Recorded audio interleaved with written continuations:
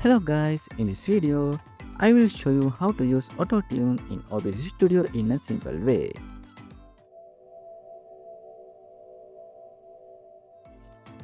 First, open your browser and search for GSnap Autotune on Google. Go to the official website and download it.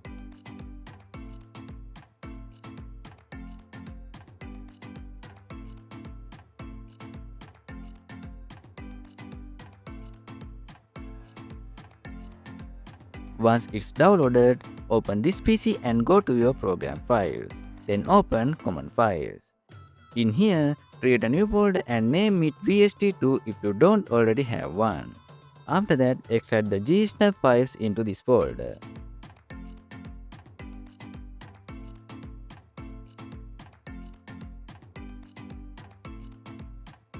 Now open OBS Studio. Right-click on your microphone and go to Filters. Now click the plus icon and choose VST plugin.